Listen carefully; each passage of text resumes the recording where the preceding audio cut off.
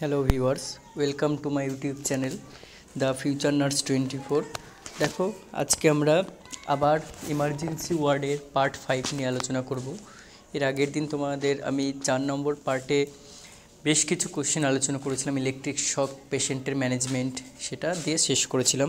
দেখো, আজকে যেটা ডিসকাস করব সেটাও তোমাদের ভাইভাতে খুব ইম্পর্টেন্ট একটা টপিক। প্রথম সেটা হচ্ছে কোশ্চেনটা, কোনো আরটিএ পেশেন্ট ইমার্জেন্সি ওয়ার্ডে আসলে তার ইমিডিয়েট ম্যানেজমেন্ট কী হবে। তোমাদের কিন্তু এই ধরনের কোশ্চেনগুলো বেশি করতে দেখা যায়, কারণ এই কোশ্চেনগুলোই হচ্ছে কে কীরকমভাবে উপস্থাপনা করবে সেইটা তারা জানতে চায়। দেখো, ফার্স্ট প্রায়োরিটি কি, প্রথমতই কোনো উন্ড হলে এনএস দিয়ে ভালো করে ক্লিন করে দিতে হবে, ঠিক আছে। আরটিএ পেশেন্ট অর্থাৎ রোড ট্রাফিক অ্যাক্সিডেন্ট পেশেন্ট, তাহলে তাদেরকে রোড ট্রাফিক অ্যাক্সিডেন্ট হয়েছে মানে কোথাও না কোথাও উন্ড হবে নিশ্চয়ই, তাহলে সেই যেই স্থানে উন্ড হবে সেখানে ভালো করে নর্মাল স্যালাইন দিয়ে ক্লিন করতে হবে। আর যদি ব্লিডিং হয় তাহলে ব্লিডিং পয়েন্ট বন্ধ করার জন্য কোনো কিছু দিয়ে বেঁধে দিয়ে প্রেশারে রাখতে হবে, ওকে, মানে ব্লিডিং বন্ধ করতে হবে। এরপরে দেখতে হবে কোথায় স্পেসিফিক ইনজুরি হয়েছে, সেই অনুযায়ী ট্রিটমেন্ট চালু করতে হবে। Airway, breathing, circulation, vital sign এগুলো চেক করে রাখতে হবে, ঠিক আছে। এরপরের কোশ্চেন দেখো, কোনো পেশেন্টকে ব্লাড দিতে হবে, তাহলে তার আগে কি কি করা উচিত, মানে ব্লাড ট্রান্সফিউশনের আগে তোমার কি কি দেখে নেওয়া উচিত অ্যাজ এ নার্স। প্রথমত কি দেখো, পেশেন্টের ব্লাড গ্রুপ, ঠিক আছে, এটা একটা খুবই ভাইটাল জিনিস। পেশেন্টের ব্লাড গ্রুপ জেনে ব্লাড ব্যাগের সাথে ম্যাচ করতে হবে অবশ্যই। তারপরে ব্লাড ব্যাগের এক্সপায়ারি ডেট দেখতে হবে, number, volume, collection date check করতে হবে। ব্লাড চালানোর আগে ব্লাড ব্যাগকে নর্মাল টেম্পারেচারে অর্থাৎ রুম টেম্পারেচারে এনে রাখতে হবে, অর্থাৎ ফ্রিজার থেকে রুম টেম্পারেচারে এনে রাখতে হবে। পেশেন্টের ভাইটাল সাইন্স চেক করতে হবে, সমস্ত ভাইটালস নর্মাল থাকলে ব্লাড দিতে হবে। আর ব্লাড দেওয়ার 1 থেকে 2 মিনিট পর পেশেন্টের কোনো র্যাশ, ইচিং বা অ্যালার্জিক রিয়াকশান অর্থাৎ ব্লাড ট্রান্সফিউশন যে রিয়াকশান হয় সেইগুলো হচ্ছে কিনা দেখতে হবে। কোনো কমপ্লিকেশান হলে সঙ্গে সঙ্গে ব্লাড ট্রান্সফিউশন স্টপ করতে হবে। এরপরে দেখো, emergency code in NABH hospital. NABH হসপিটালে কী কী ইমার্জেন্সি কোড রয়েছে, গ্রে হলে স্ট্রোক, ব্লু হলে সিপিআর, রেড হলে ফায়ার, ব্ল্যাক হলে ডেথ, ভায়োলেট হলে ভায়োলেন্স, ইয়েলো হলে ডিজাস্টার, ব্রাউন হলে পলি ট্রমা, অরেঞ্জ হলে পিএএলএস, পিঙ্ক হলে ইনফ্যান্ট আর চাইল্ড অ্যাবডাকশন, আর ইন্ডিগো হলে এনএএলএস। এরপরে দেখো সিপিআর রেশিও, অর্থাৎ সিপিআর রেশিও কত, মানে চেস্ট কম্প্রেশন আর ভেন্টিলেশন 30:2 রেশিওতে দেওয়া হয়, ঠিক আছে, 30 কম্প্রেশন আর 2 ভেন্টিলেশন।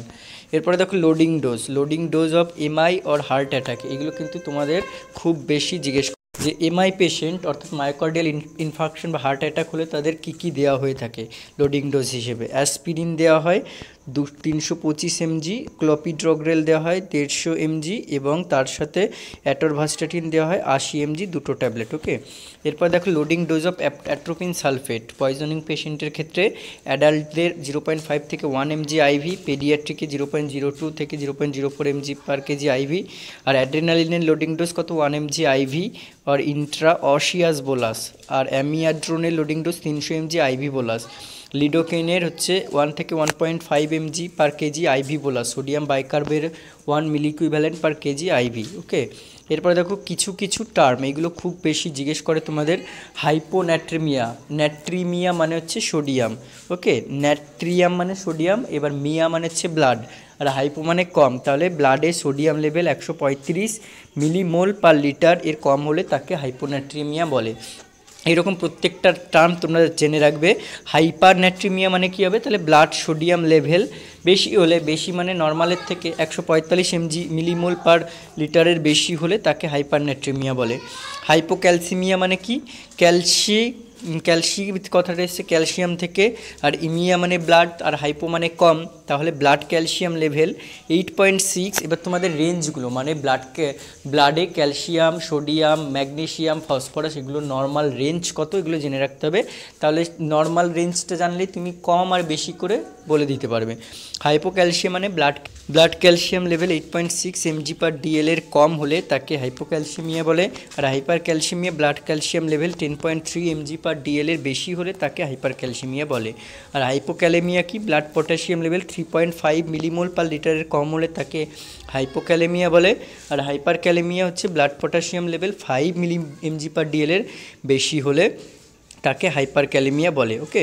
এবার দেখো হাইপোম্যাগনেসিমিয়া, ব্লাড ম্যাগনেসিয়াম লেভেল 1.7 mg/dl এর কম, আর hypermagnesaemia blood magnesium level 2.2 mg/dl এর বেশি। এরপরে হাইপোফসফ্যাটেমিয়া, ব্লাড ফসফেট লেভেল 2.7 mg/dl এর কম হলে, আর hyperphosphataemia blood phosphate level 4.5 mg/dl এর বেশি হলে। এরপরে দেখো একটা খুব ইন্টারেস্টেড টপিক, সেটা হচ্ছে এবিজি অর্থাৎ arterial blood gas. Arterial blood gas কি না, এবিজি হলো একটি মেডিকেল টেস্ট যার সাহায্যে ব্লাডের পিএইচ, ব্লাডে অক্সিজেন বা কার্বন ডাইঅক্সাইড লেভেল চেক করা হয়। ওকে, ব্লাড পিএইচ তাহলে কত, এখানে এবিজির ফাইন্ডিংগুলো কী কী, ব্লাডের পিএইচ দেখা হয়, partial pressure of oxygen, partial pressure of carbon dioxide, bicarbonate, আর স্যাচুরেশন, অক্সিজেন স্যাচুরেশন। ওকে, তাহলে ব্লাড পিএইচ আমরা জানি নর্মাল ভ্যালু হচ্ছে 7.35 থেকে 7.45। ওকে, এরপরে দেখো তার সাথে PaO2 মানে পার্শিয়াল প্রেশার অফ অক্সিজেন 75 থেকে 100 mmHg, আর PaCO2 partial pressure of carbon dioxide 35 থেকে 45 mmHg, আর বাইকার্বনেট আয়ন হচ্ছে 22 থেকে 28 মিলি ইকুইভ্যালেন্ট পার লিটার, আর SaO2 মানে অক্সিজেন স্যাচুরেশন 95 থেকে 100% হচ্ছে নর্মাল। এরপরে দেখো এবিজি এর সাহায্যে কী কী কন্ডিশন জানা যায়। প্রথমত 1 নম্বর রেসপিরেটরি ফাংশন জানা যায়, দ্বিতীয়ত COPD, নিউমোনিয়া, ARDS হয়েছে কিনা জানা যায়, তৃতীয়ত হচ্ছে ক্রিটিক্যাল ইল পেশেন্টদের মনিটর করা যায়, চতুর্থত diabetic ketoacidosis, lactic acidosis, renal failure হয়েছে কিনা এগুলো জানা যায়।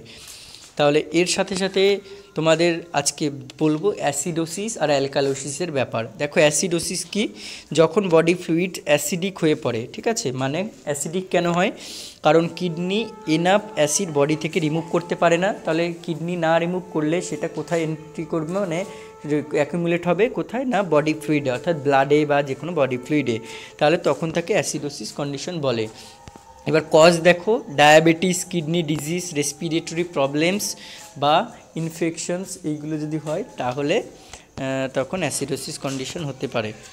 এবার টাইপস দেখো, রেসপিরেটরি অ্যাসিডোসিস, রেসপিরেটরি অ্যাসিডোসিসের মধ্যে মানে এটা কাকে বলা হয়, যদি লাংস দ্বারা বডি থেকে এনাফ কার্বন ডাইঅক্সাইড রিমুভ না হয় তখন রেসপিরেটরি অ্যাসিডোসিস কন্ডিশন বলা হয়, ঠিক আছে। তাহলে কজ কী হতে পারে, COPD আর নিউমোনিয়া।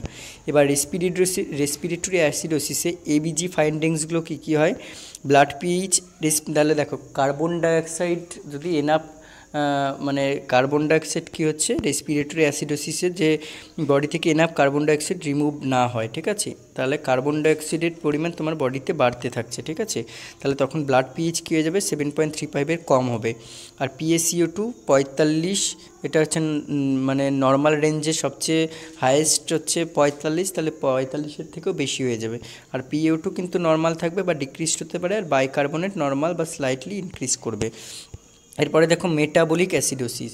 মেটাবলিক অ্যাসিডোসিস কি না, যদি কিডনি বডি থেকে এনাফ অ্যাসিড রিমুভ করতে না পারে, ফলে বডিতে অ্যাসিড বেশি করে প্রডিউস হয়, তাকে মেটাবলিক অ্যাসিডোসিস বলে। এটার কজ হচ্ছে DM, কিডনি ডিজিজ ইত্যাদি। আর এবিজি ফাইন্ডিং কী হবে, পিএইচ 7.35-এর কমই হবে, কিন্তু PaCO2 নর্মাল বা স্লাইট ডিক্রিজড হবে, PaO2 নর্মাল কিন্তু বাইকার্বনেট 22-এর কমে যাবে। ওকে, এবার another type of acidosis lactic acidosis হতে পারে, যেটা ল্যাকটেট 4 মিলিমোল পার লিটারের বেশি হবে, আর কিটো অ্যাসিডোসিস হতে পারে যেখানে গ্লুকোজ 250 mg/dl এর বেশি হতে পারে, কিটোন প্রেজেন্ট থাকবে। এরপরে দেখো অ্যালকালোসিস কন্ডিশন। অ্যালকালোসিস ঠিক অ্যাসিডোসিসের উল্টো হবে, যদি বডি ফ্লুইডস অ্যালকালাইন হয়ে পড়ে কারণ কিডনি দ্বারা বাইকার্বনেট রিমুভ হতে পারে না, তখন তাকে অ্যালকালোসিস বলা হবে। কারণ কী কী হতে পারে, ভমিটিং, ডায়রিয়া, মেডিকেশন বা হরমোনাল ইমব্যালেন্সের কারণে। টাইপ কী কী হয়, রেসপিরেটরি অ্যালকালোসিস, যদি লাংস দ্বারা এক্সেস কার্বন ডাইঅক্সাইড রিমুভ হয়ে যায় কারণ হাইপার ভেন্টিলেশন, তখন তাকে রেসপিরেটরি অ্যালকালোসিস বলা হয়। এবার এর এবিজি ফাইন্ডিং হবে পিএইচ 7.45-এর বেশি হবে, PaCO2 35 mmHg কমে যাবে, PaO2 নর্মাল বা ইনক্রিজড হবে, আর এই বাইকার্বনেট নর্মাল বা ডিক্রিজড হবে।